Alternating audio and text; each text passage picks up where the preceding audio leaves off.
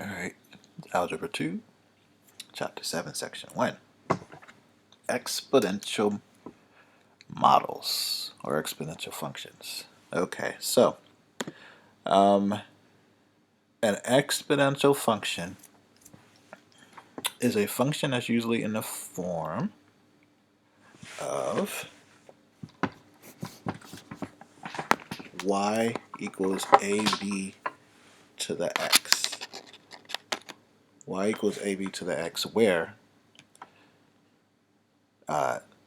your input or your domain is your x value and your output is your range is your y.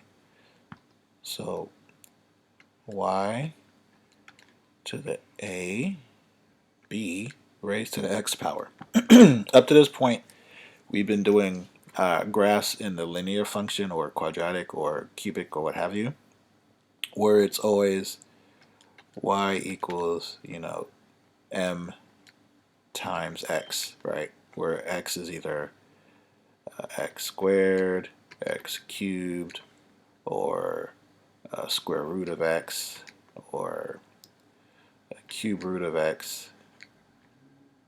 Right? X has never been the exponent itself. In the case of exponential functions,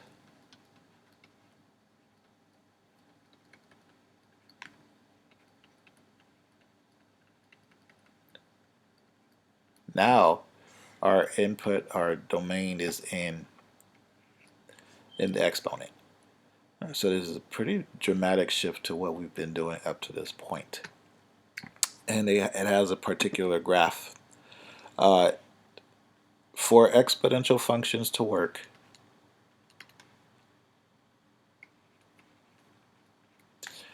a couple things have to be true. B is usually a positive function or a positive number.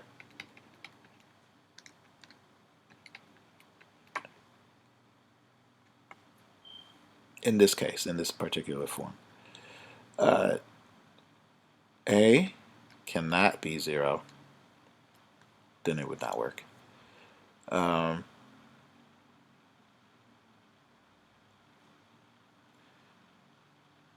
B cannot equal 1 as well, because if b equals 1 and we raise it to some exponential form, your answer will always be 1.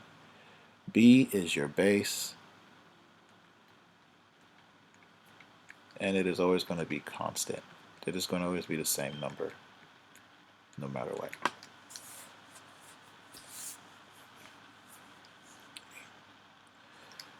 Your domain will always be all real numbers, and this guy will always be independent. It's not going to be dependent on anything else.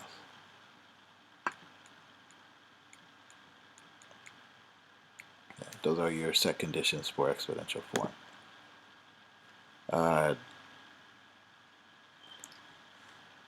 There's going to be another condition too. I'll get to that in a second when we're graphing these things.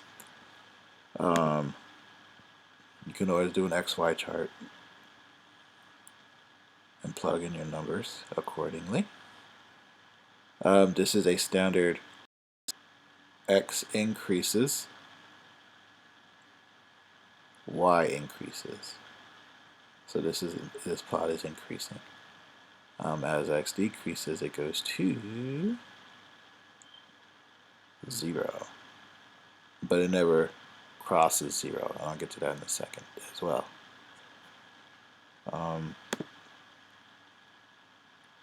So some graphs of these guys, we have y is equal to the 4x. So you can use your handy dandy Desmos.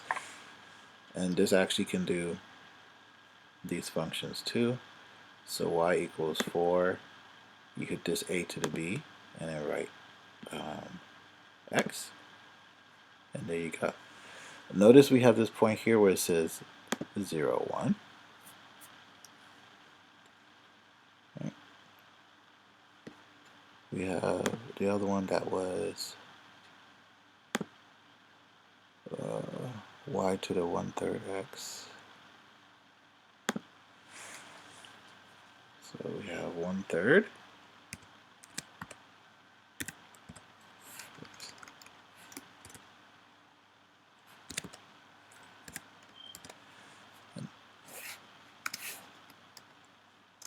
That's being raised as well to the x. We get a different looking function, don't we? As x increases, y decreases, going from left to right.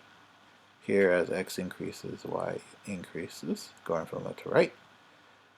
This guy has a name. This guy is called exponential growth because it's going up. This guy is exponential decay, and we'll talk about that as well in a second, what the difference between the two means. And the other one, 2 times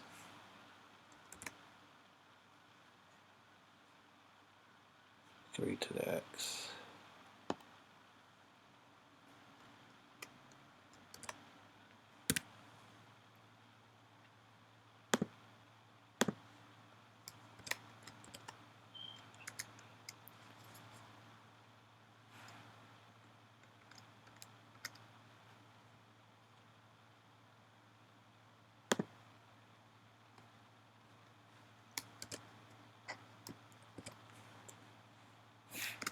Okay.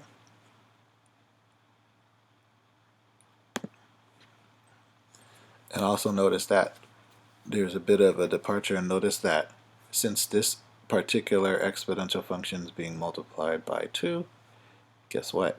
It crosses the y-axis at 2. So let's talk about these guys separately. So if we talk about the y equals 4x, notice that it's in the form of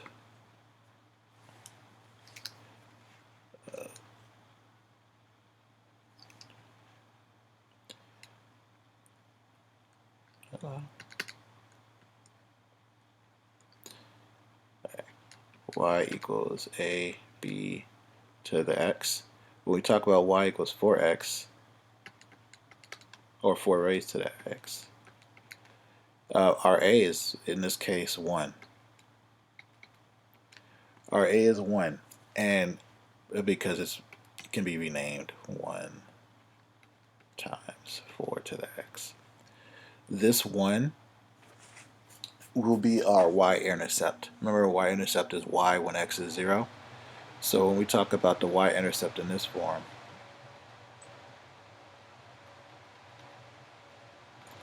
the y-intercept is going to be 0, 1, or in the generalized form, whatever the a value is going to be your y-intercept, 0a. It's called exponential growth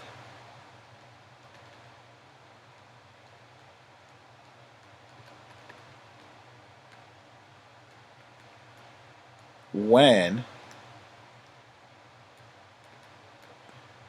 b is greater than 1. Alright, so from left to right, it's going to go in the upward position. B has to be greater than 1, and our b is 4. So b is definitely greater than 1. We have an exponential growth. Here the book says it's exponential growth as the value of x increases, the value of y increases. Okay. The previous example, or the example after this guy, was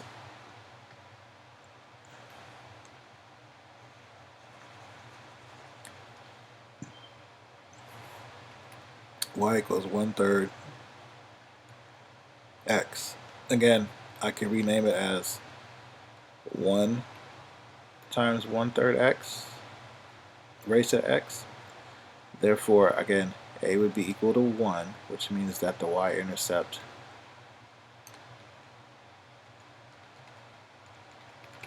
is going to be 0, 1. Our b is between 1 and 0. So b is greater than 1 or greater than 0, and b is less than 1. So basically we have a fraction or decimal. That's what this is saying.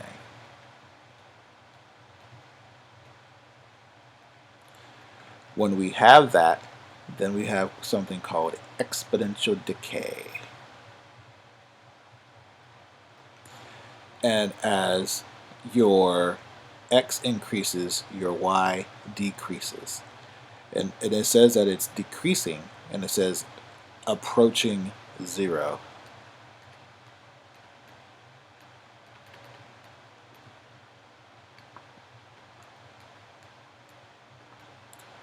Your y approaches 0. What does that mean? With these exponential growth and decay models, when you have this graph, it's going to go really close to the x-axis or 0. It's never going to touch it, and it's never going to cross it. And when you have a graph where it approaches a particular border, whether it's an x-axis or a y-axis or what have you, or some type of line, y equals or x equals particular line, we call that an asymptote. Asymptote. And the book says it's a line that x approaches or as x or y increases.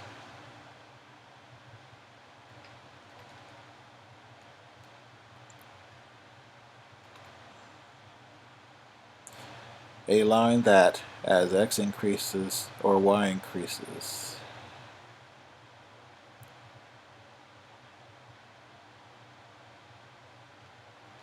A line that a graph approaches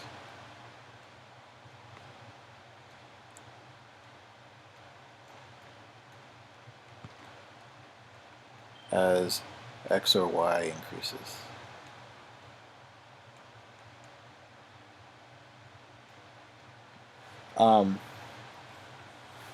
Again, notice it says the word approaches. Approaches means it's not going to touch that line, and it'll not cross that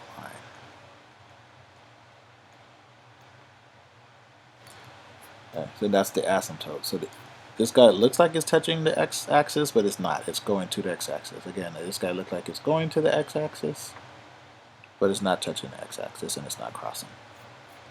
All right, so those are our conditions for exponential growth and exponential decay.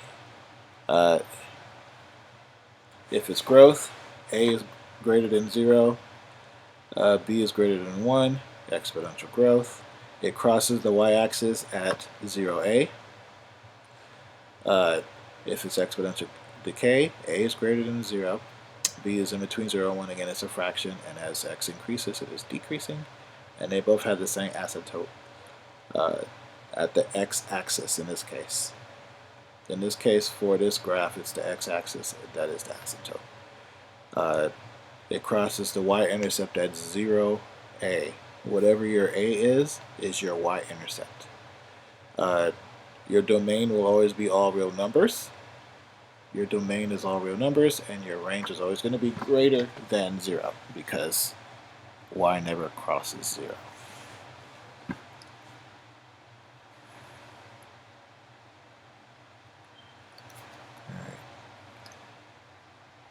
So here it says y equals 3 times 4 to the x. Alright, remember that's going to be in the form of y equals a times b to the x. So our a is equal to 3, which means that our y-intercept is 0, 3. It's exponential growth, and it's growth because b is greater than 1.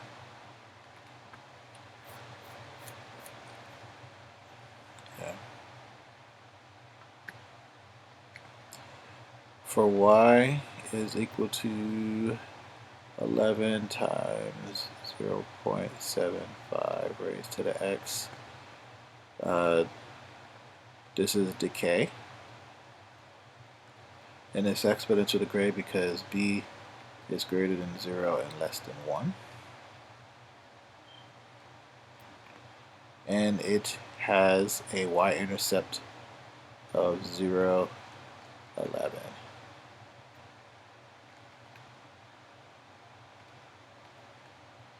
Whatever a is, this is my a, is my y-intercept.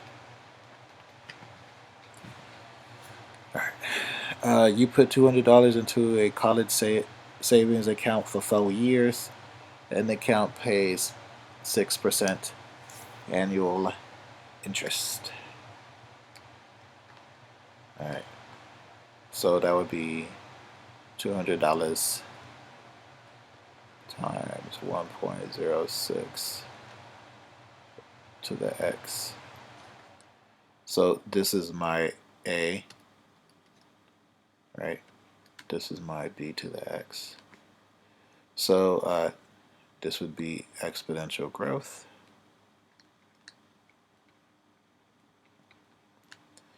And my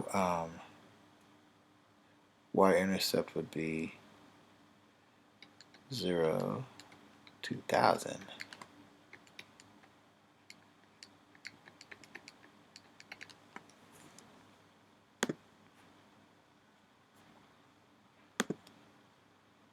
Okay.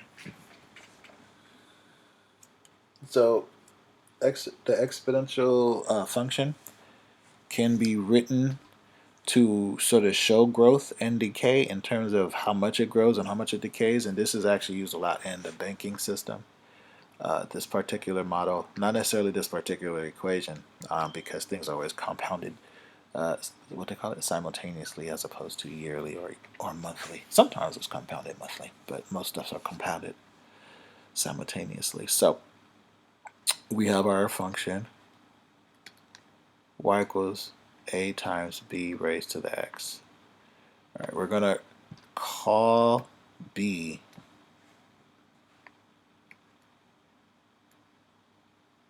that's called the growth factor when it's exponential growth. When it's exponential growth.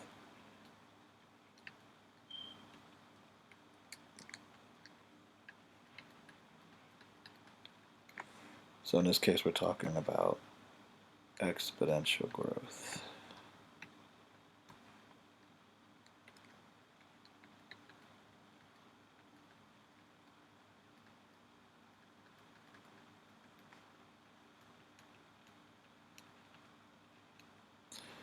When we're talking about exponential growth, this is called the growth factor. B is the growth factor. Basically saying how much it grows, the overall percentage of how much it grows. B has to be greater than 1 for this to work to be a growth factor, for it to be exponential growth. And we have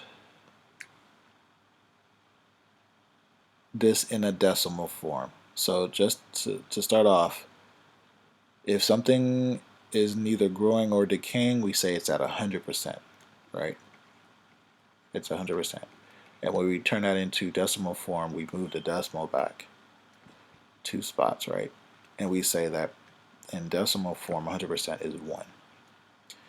When we talk about something that has the growth factor, it's going to be 100% plus, in decimal form, plus some rate.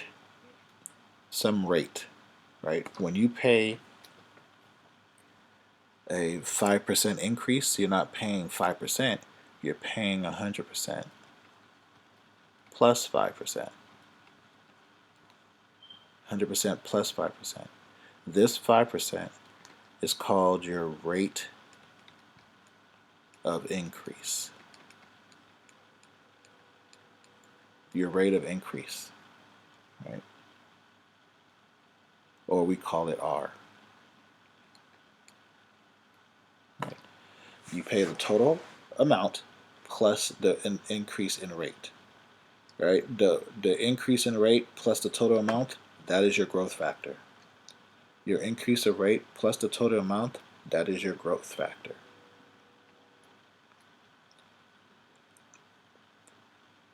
Your total amount, which is 100%, plus the rate of increase, gives you your growth factor. So we now, with exponential growth and decay models, can replace B with the total 100% plus the rate of increase, so we can find that rate. That's with exponential growth. With exponential decay,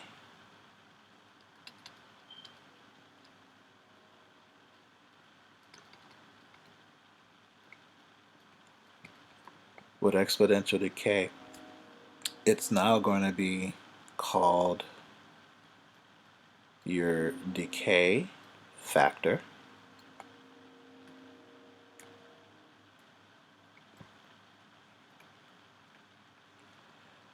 And instead of it being a rate of increase, it's like a discount. You're paying less than 100%, right?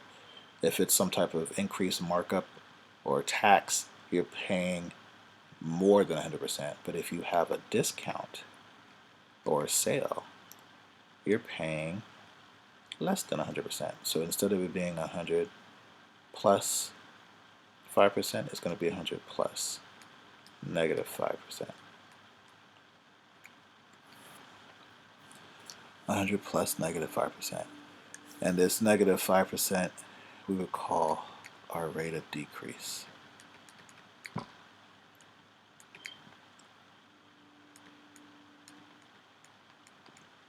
And your rate of decrease is going to be a negative number in this case for exponential decay, and it's going to be a positive number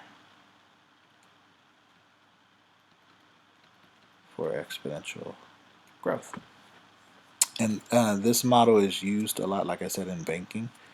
And instead of calling it X, we call it T, and then we call the A the initial amount, usually like the initial amount that you put in a bank account, in order to get some return on some money or a deduction on a particular loan. So exponential growth and decay model, in function form, we have A of t, where t is equal time. We have some initial amount, and that's going to be times 1 plus r raised to the t. Okay.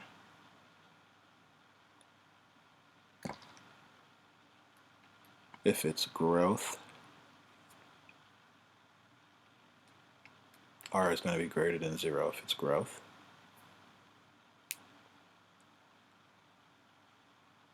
The rate of growth is going to be a positive number.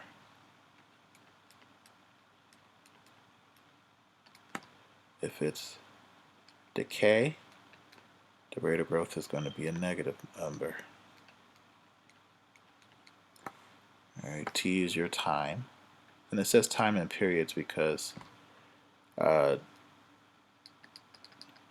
time can be every year, time can be every month, time can be every instant. And A is what you put into the system, so your initial amount.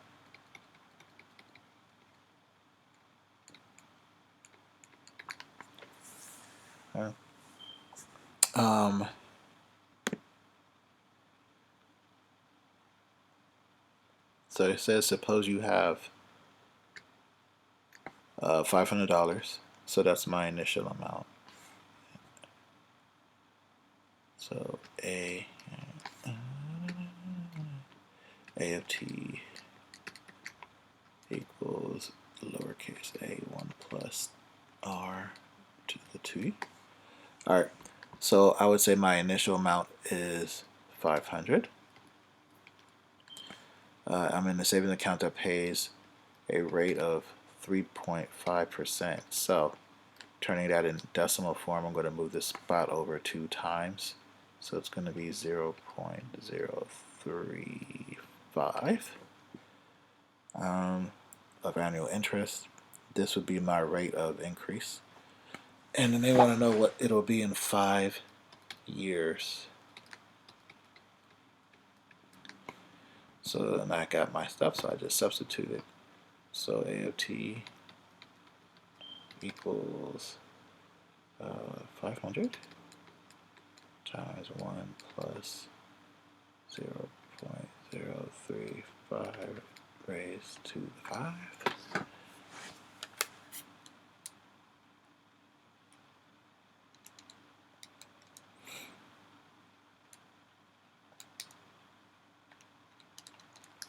And then I get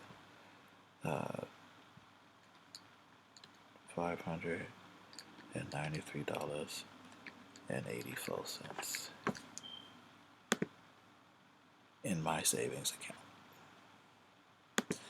Now we can put this into a graph and plot it. And I did this already for you.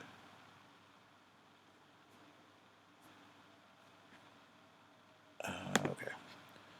So the way you do this is you plug it in, you use your parentheses features.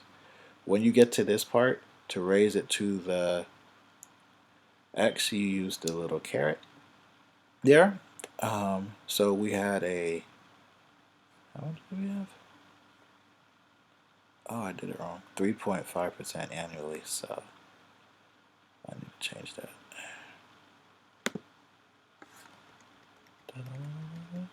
3.5% annually. And then if you want to see the table, you're going to go second and table.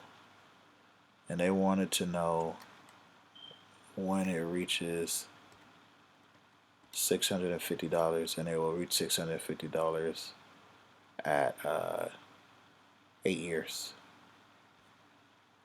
When will it reach 650?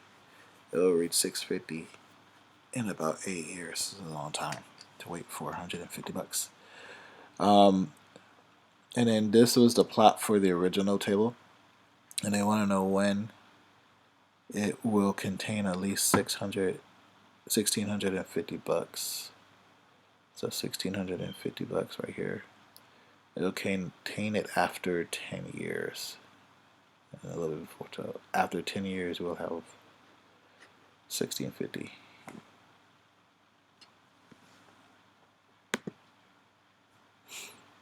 Okay. You can get your rate of decay by also using y coordinates if you don't have it given to you. So let's say I have points on a graph. They have points on a graph here.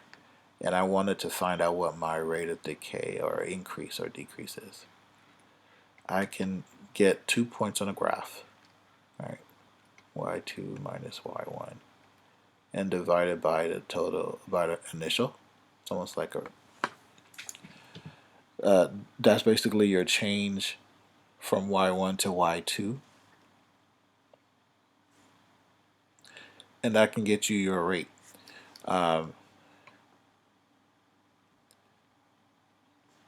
We know that b is equal to 1 plus r. So if I was to do some manipulation with this guy, I can say that y2, and I can divide y minus 1 divided by y minus 1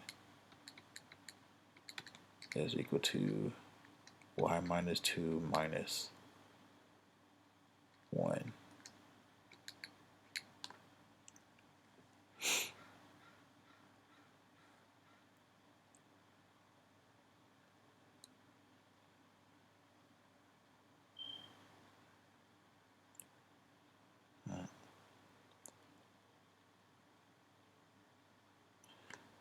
I know that b is equal to r plus 1. So if I subtracted 1 from both sides, I can say that b minus 1 equals r. Since this is my r, and I have this minus 1, I can add this to both sides. And I can say that y02 over y1 is equal to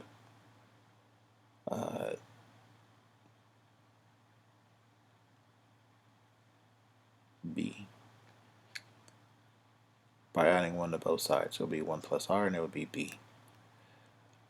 So I can say that y2 over y1 is equal to b, or I can just stick to this standard model, get the rate, and add it or subtract it to b. Either way is fine. Alright, so here they give us the population for the lengths in 2003. It is 150. In 2004, it is 120. So I can do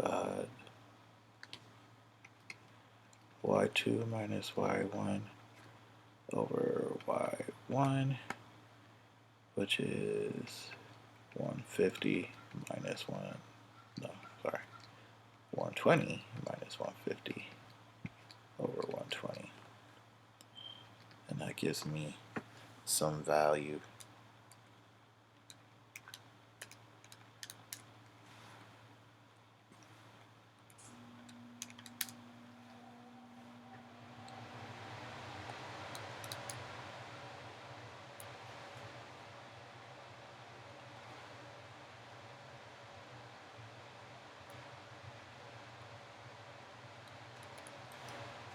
Which is the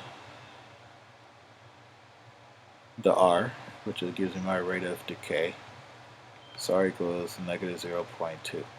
And again, I could say that b is 1 plus that, so my decay factor would be 1 plus negative 0.2, and that would be 0.8.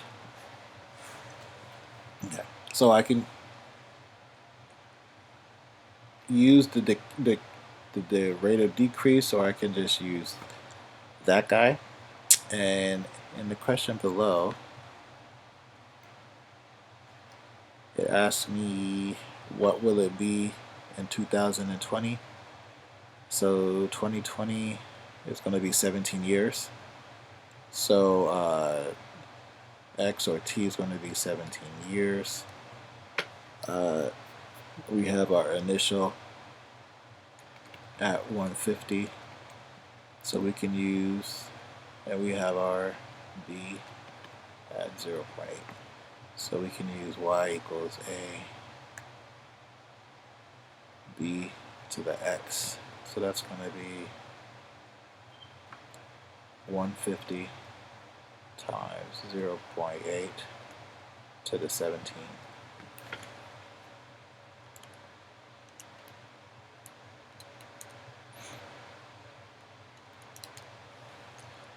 And we get 3.38, which is about 3.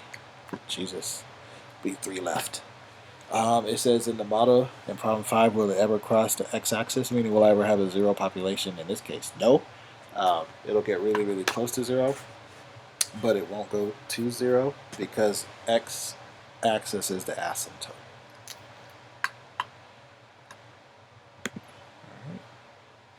That is that section.